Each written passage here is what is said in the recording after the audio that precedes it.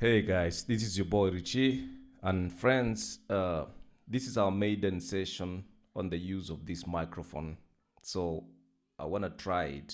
Just mic testing. This is just mic testing. This is just mic testing. This is just mic testing.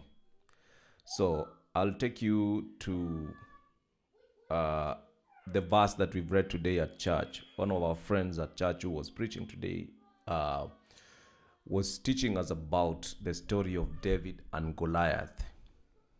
Very interesting story.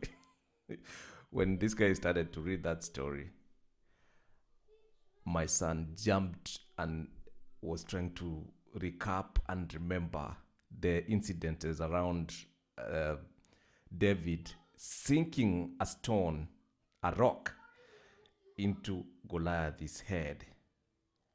And and what surprises me about that verse is, like, how did that guy get the forehead?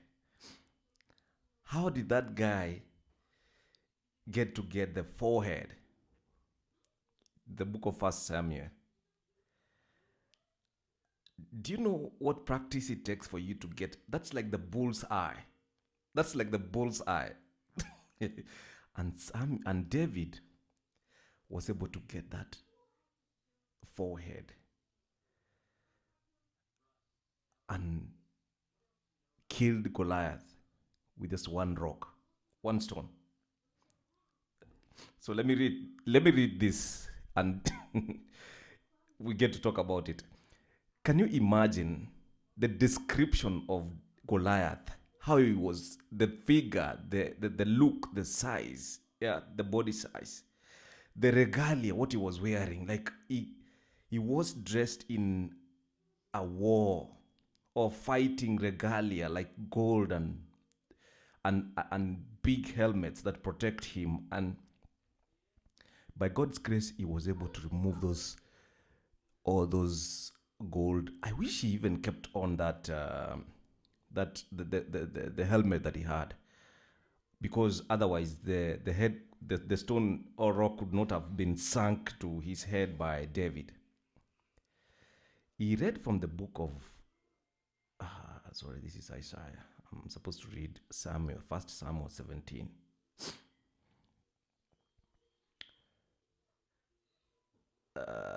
Okay. So let me read from verse 20.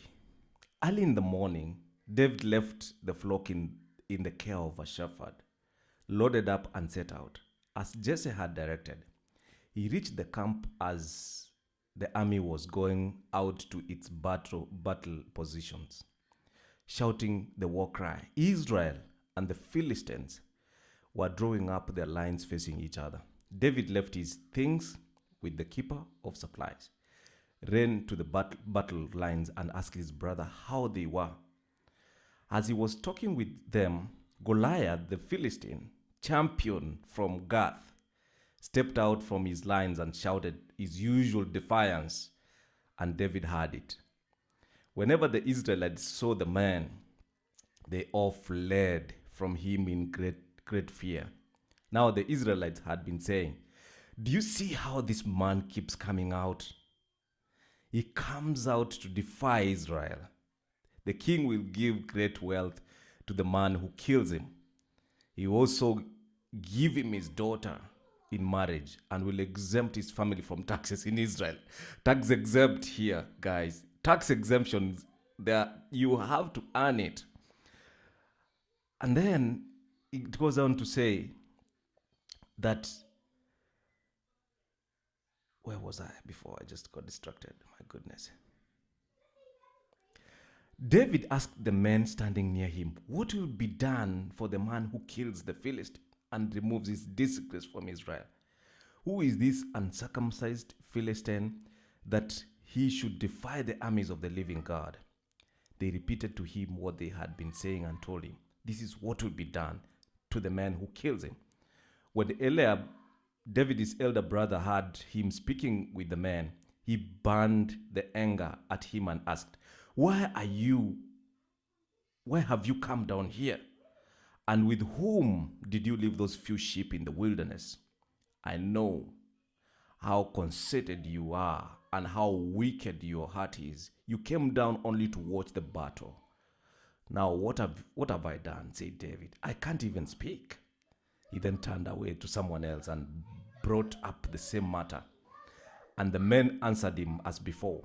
What did David say? What David said was overheard and reported to Saul, and Saul sent him.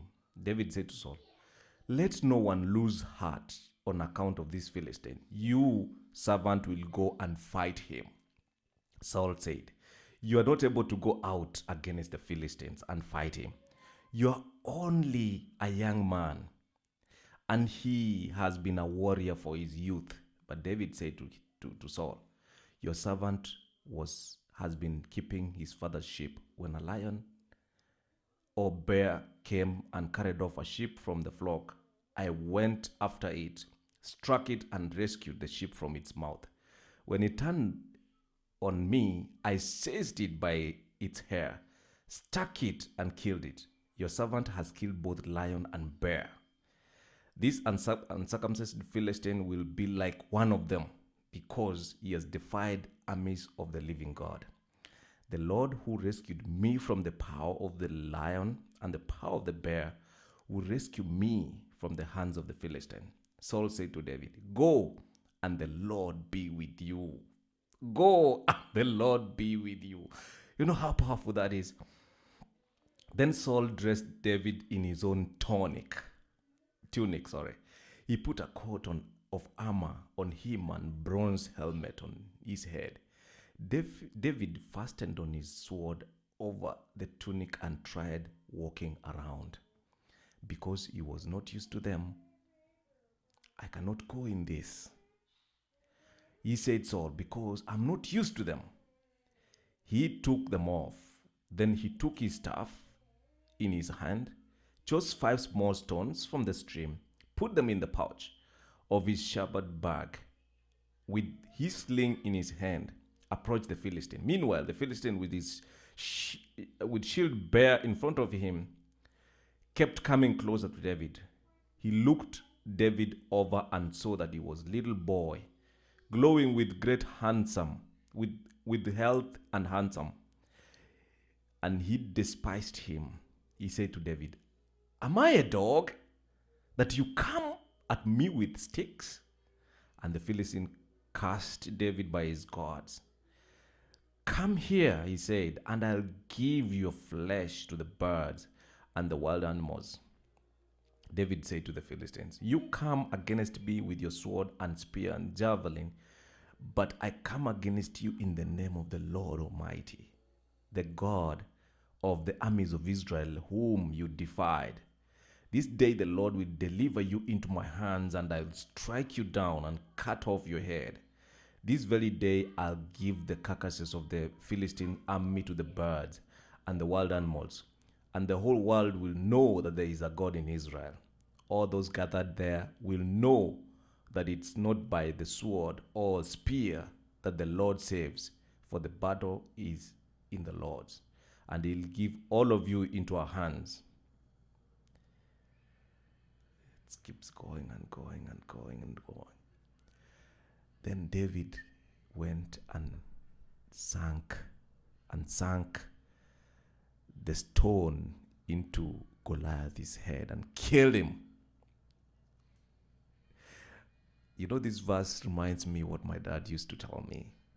We used to read a lot about this story of Goliath and David, because it was based on a lot of faith and a lot of belief and trust in God. My dad used to say that, to say David must have been high on something, because, you know, my dad went to war and he fought enemies. They used to he had scars all over his body from arrows people used to stick in their bodies. He survived though, so he used to know to fight. So he used to think, like, how could David, just out of the humongousness of Goliath, show up to fight Goliath. Really, really. Tell me, David was not high on something. But one thing we know is that David came with one belief that helped him take down Goliath. He said he was not going to fight the fight himself. That was God's fight. And God, my goodness, helped David win because he was able to sink. I like that word, sinking the stone into Goliath's head. Forehead, in fact. That has to be a sharpshooter. Trust and believe in God, because He will help you. He will help you. However little you think you are, when you think your problems are big, God is going to help you to overcome. And God is going to help you to sink a stone into the devil and shame the devil. And you will win. You're going to triumph again. You're going to rejoice. You're going to be happy. Happiness is not promised though, but you are going to win and get yourself together and get your life together, because God promised us that He will take care of us.